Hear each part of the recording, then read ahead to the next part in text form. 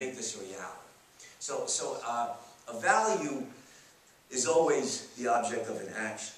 So, for example, some people value education, and that's, they'll go to school. Well, they don't have to go to school. They can just study and, read and think. But in some form, they're taking action to increase their knowledge. And you can say, well, education's a value to this person. Or art. Or love.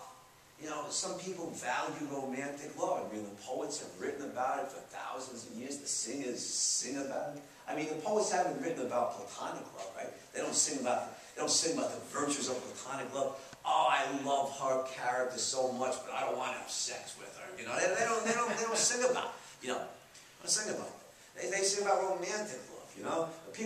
Most people value romantic love, and so if you really value it, you put the time and the effort and the energy into the relationship to make it, and I'm divorced, what do I know?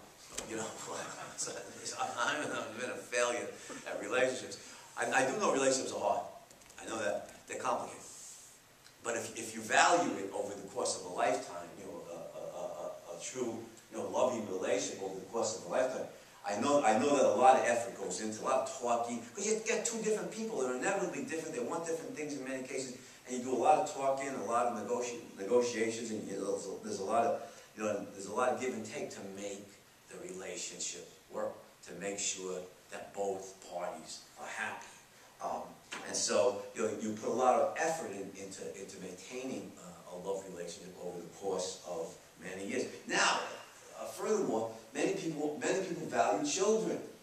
Now it's a cliche to say, but it's certainly true. A cliche is just an overused truth.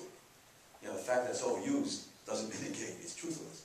That many people say parenting is the hardest job in the world. Effective parenting is the hardest job. And it's true, because especially with a young child, requires relentless 24/7, 365 supervision.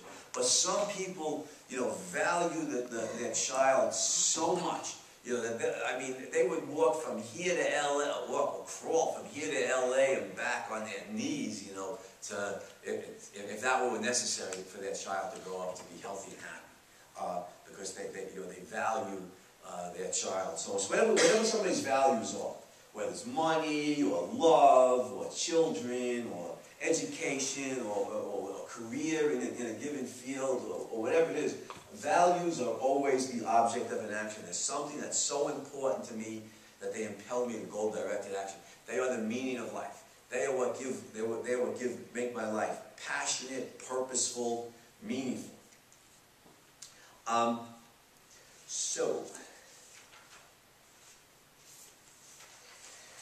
Now, of course, this is what's so great about Ayn Rand's novels. Like I said, I'm going to use The Fountainhead, because although as my main example, although I think Atlas Shrugged is the great, by objective criteria of literary analysis, I think Atlas Shrugged is the greatest novel ever written. The Fountainhead is my own personal favorite for various reasons, which if you're interested, you can ask during the Q&A. But Howard Roark, let me set the scene here, because some people have read it. Howard Roark is an architect. Young guy, he's got revolutionary ideas, like revolutionary thinkers. He's rejected at first by society.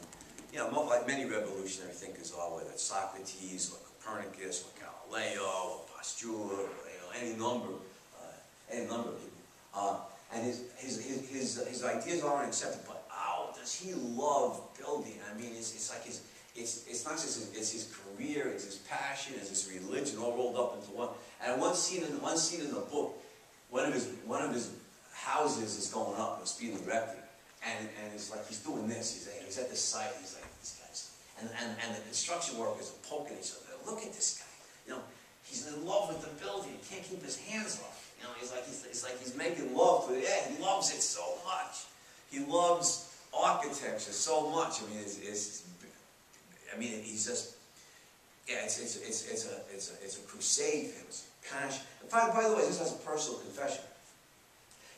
But you guys know the difference between having a job and having a career, right? Well, in case you don't, you came to the right place. Because, you know, a job is something you do that pays the bills. But, you know, you don't necessarily love it. It might be boring. You know. But a career is something that's, you know, doesn't just pay your bills, but it's something, it's work you love. You know, it's work you're passionate about. I remember this guy I used to teach with had this cup, this mug. You know, one side of the mug said, "Success is doing what you love."